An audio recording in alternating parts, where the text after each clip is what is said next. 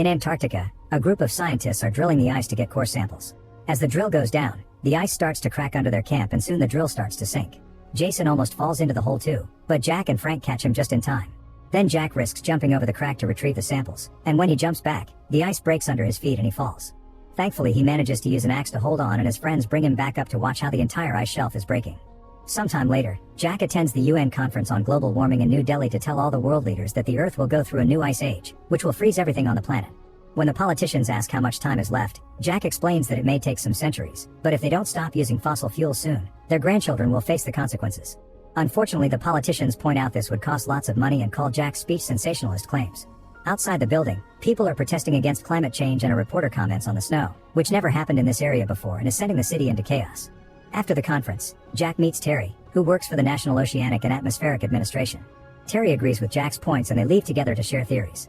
A few days later at Terry's monitoring station in Scotland, an employee notices that a buoy is showing a huge temperature drop, but his coworker just thinks a strong wave must have knocked it about. When Terry comes back, they don't tell him about it. In Japan, it seems to be a normal rainy day when suddenly, huge hailstones start falling from the sky, destroying vehicles and buildings and even killing a few people. In the USA, reports about Hurricane Noelani have taken weather experts by surprise. This is the strongest hurricane ever recorded and is killing hundreds of people. At the International Space Station, the astronauts are shocked to notice unusual gigantic storms forming in the Earth's sky. Meanwhile, Jack's son Sam is flying to New York with his friend Brian and his crush Laura. Sam is afraid of flying and he only gets even more nervous when the plane enters the huge storm, which causes it to shake. Suddenly the pilot announces they'll go through some turbulence, so everyone fastens their seatbelts and holds tight as the shaking gets worse and bags begin falling all over the corridor. Thankfully it doesn't last long and Sam realizes he's holding Laura's hand, so he has to let go. When they make it to New York, they're surprised to see a large group of birds flying west, almost as if they were escaping from something. In fact, animals in farms and zoos are also behaving strangely, as if they were afraid. Sam and his friends go to the competition and do quite well, but Sam can't help noticing that a boy from another school called JD keeps on flirting with Laura. Later in the monitoring station, Terry finally notices the buoy registering the drop in ocean temperature. The employee tells him what he saw the other day, but they soon discover multiple buoys are sending the same report, meaning it's not a malfunction. Terry decides to call Jack and tell him his theory is occurring at a great speed, which hasn't happened since the last ice age 10,000 years ago. The only forecast model capable of plotting this scenario is Jack's. While newscasts inform that Hurricane Noelani is getting worse and the Coast Guard closed the beaches, a technician in a weather monitoring center in California is getting busy with his girlfriend instead of working. She suddenly hears a noise and gets scared, but it turns out to be the janitor. At that moment the phone rings and the technician gets a distress call from a reporter in LA, who reveals that it's raining hailstones the size of golf balls. The technician checks the TV and learns that a tornado is starting to form in LA, so he calls his boss to warn him. The man goes outside and discovers the tornado is bigger than average. Back to Jack, he and his co-workers watch the reports of the news helicopters, which are filming how several tornadoes are forming very quickly around LA and destroying everything in their path. People panic and try to get away, but even large vehicles are blown away and soon buildings start to crumble too. The weather monitoring center is also hit and barely gets to stand on the ruins afterward. Soon the president orders the suspension of all air traffic, but 2 planes don't get back in time and crash in the Midwest. An emergency meeting is conducted at the Office of Global Change in Washington, D.C., and they share reports of strange and violent weather from all over the world. Thanks to Terry's confirmation, Jack can explain that this is happening because of the North Atlantic currents, which are affected by the polar ice that is melting due to global warming. He also mentions that it just started and it'll only get worse soon. However, a climate shift is still a theory, so Jack's boss gives him 48 hours to find proof to send to the government. With the help of Frank, Jason, and NASA's meteorologist Janet, Jack begins working hard on writing a good report to the point that he doesn't sleep for 24 hours. When he finally takes a break, his team manages to finish some calculations and they discover there are only 6 to 8 weeks before a new ice age hits the Earth. The next day, Jack gets a call from Sam, who explains he's stuck in New York because the not-stopping rain is flooding the city and has caused many closures. After he hangs up, he discovers that JD is offering his group to stay in his fancy apartment. While the bad weather still hasn't reached DC, people are already panicking and raiding the supermarkets. Jack gets to meet with the vice president and tells him the situation is critical so they should start evacuating, but the vice president ignores him. Meanwhile in Northern Europe, it has been snowing at a crazy speed for the last 24 hours with no sign of stopping. A search and rescue team is sent to retrieve the royal family, but the helicopters have zero visibility and end up flying in the eye of the storm. Soon the chopper's instruments and blades start freezing, causing them to fall and crash. Only one pilot manages to survive, but as soon as he peeks outside, he is frozen to death. Terry hears of this incident and sends confidential data to Jack because he has a more powerful computer to analyze it. This is how they discover a hurricane forming over land, which isn't supposed to happen. In New York, it's already been raining for 3 days and all trains have been suspended, and the water is now pouring out of street manholes. In Canada, the ocean rose by 25 feet in seconds and has caused terrible storms too. In fact, there are reports of a tropical hurricane. Sam and his friends see these reports on TV right before the power goes out, and JD announces he wants to go pick up his brother, so he offers to give the group a ride too. When they leave the building, they see that the city is in absolute chaos and the flood is rising. To make matters worse, employees and the locals who discover the wolves have escaped. Many people are rushing to hide in the National Library, although a homeless man isn't allowed inside because of his dog. Vehicles can't move anymore because of the water, and many people get stuck inside their cars. Sam's group begins running toward the library too, but Laura stays back to help a family in a car, getting her leg injured in the process.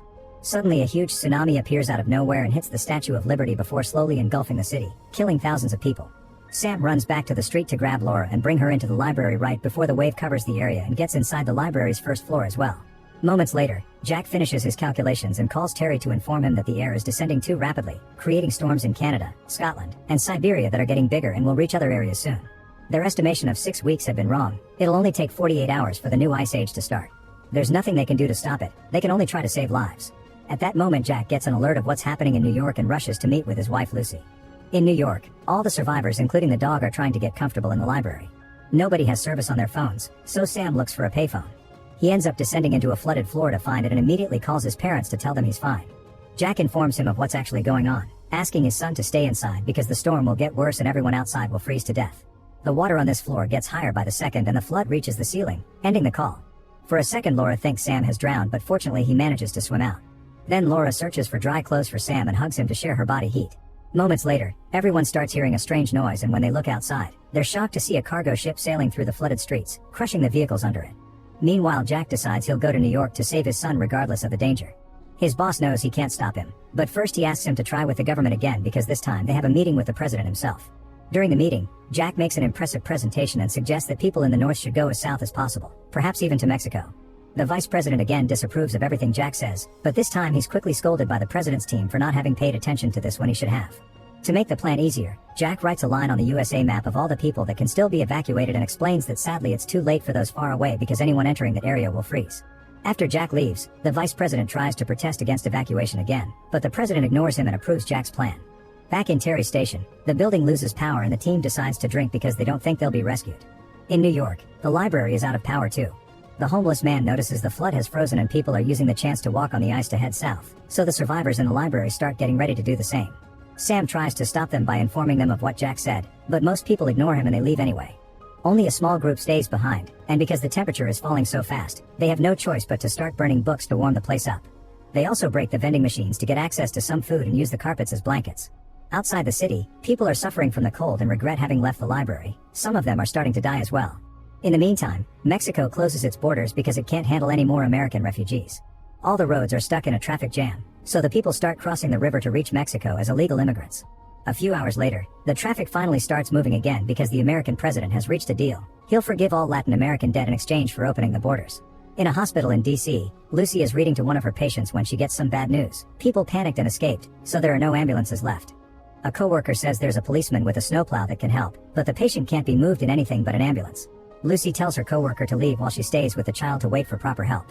Back to Jack, he's surprised to get help from Frank and Jason to go rescue Sam. Using the science equipment made for Antarctica, they cross the frozen lands in their truck, but eventually the vehicle hits a roadblock. Now they have no choice but to continue on foot using the snowshoes and staying connected with a rope. They manage to walk consistently for a few hours, but they don't know what they're stepping on because of the snow, and at one point they walk on top of a building. The glass breaks and Frank immediately falls in, dragging the others down with him. Jack manages to stop the fall with his axe again, but the glass under him is starting to crack as well. First, Frank cuts the end of the rope to release their main supplies bag, but this isn't enough, so Frank cuts his rope as well. His friends yell for him as Frank falls to his death. Afterward, Jack and Jason put up a tent to spend the night. In the hospital, an ambulance finally arrives to pick up Lucy and the patient. At the White House, the president is also evacuated, but moments later, the vice president receives news that the president got caught in the storm and didn't make it. In the International Space Station, the astronauts see how a huge cloud is covering the planet and take some images to send to Janet. As soon as she sees them, she predicts that the Canadian storm will hit New York in an hour. At the library, Laura can't sleep, so Sam chats to her, finally admitting his feelings. Laura responds by kissing him. In the morning, the group discovers that Laura has fallen unconscious because of a fever. They look up the symptoms in a medicine book and check her leg, realizing that the cut from the other day has given her blood poisoning. The book says she needs penicillin immediately or she'll lose the leg, so Sam decides to go into the cargo ship to search for medicine, and Brian and JD volunteer to help. The trio reaches the ship quickly, unaware that their scent is being picked up by the wolves that escaped from the zoo. The door to the infirmary is locked, so Sam goes out a corridor window and carefully climbs around the wall. He breaks the infirmary window and comes inside, where he opens the door to his friends and Brian finds the penicillin. Sam wants to go back immediately, but Brian and JD point out they should get food as well. While they're in the kitchen, the trio is suddenly found by the wolves, who start chasing them through the ship. A wolf manages to bite Jason's leg, so Sam hits it on the head until it lets go of his friend and they close the door behind them. At that moment, the eye of the storm finally covers New York. Sam notices this and makes a plan. He'll lure the wolves out of the room so his friends can lock the door. Then Sam crosses the wall outside to reuse the window, but he accidentally steps on broken glass and gets the wolves' attention sooner than planned. He quickly begins running and after a few turns, he manages to lure them into a corridor and lock the door. The wolves go to the other end of the corridor to try to reach the kitchen, but Brian and JD have already locked that door too and now they're collecting supplies. They put all the stuff and a wounded JD on a boat and drag it out of the ship at the same time that the buildings around them start freezing and falling. Brian and Sam have to pick JD up and run into the library, where they enter the warm room right before the rest of the building freezes. The group immediately works on making the fire stronger. On the frozen landscape, Jack and Jason keep moving, but eventually Jason collapses due to exhaustion and Jack has to drag him through the snow. When he discovers the eye of the storm, he immediately begins digging in the snow and finds an open vent through which he throws Jason and himself right before this area freezes too. A few hours later, Jason wakes up to find the tent up and a few fires going on. As soon as Jack sees him, he wants to keep going, not hearing Jason's idea to wait because Jack thinks Sam may not survive for long. As Jack and Jason walk through the storm, they keep encountering frozen bodies everywhere. They only stop to sleep in the tent during the night, and Jack comments that humanity survived an ice age, but if they aren't more careful from now on, they won't survive this one. Sometime later, the International Space Station notices that the storm is dissipating in Europe and they finally get to see land again. At the same time, Jack gets out of the tent and sees that the skies have cleared. It's easier for him and Jason to walk now and they soon reach New York, finding the Statue of Liberty completely frozen and a bunch of ships stuck in the ice. When the GPS indicates they're standing on top of the library, Jack is devastated to realize his son may have been buried by the snow. Refusing to give up, the duo manages to find an opening in the snow and enter the building through a window. As they look around, they start to lose hope, but eventually they see light under a door and open it to find the group alive and well. Even Laura is feeling better. Sam and Jack quickly reunite with a warm hug. Sometime later in Mexico, the vice president has taken over as the new president, and after hearing about the survivors in the library, he announces on TV that he was wrong and that he will be initiating a major rescue operation to retrieve people stuck in the northern states. Soon the helicopters reach New York and take the group away, including the dog. They also found many survivors in the other buildings. In the International Space Station, the astronauts watch the Earth and notice that it is the clearest air they've ever seen.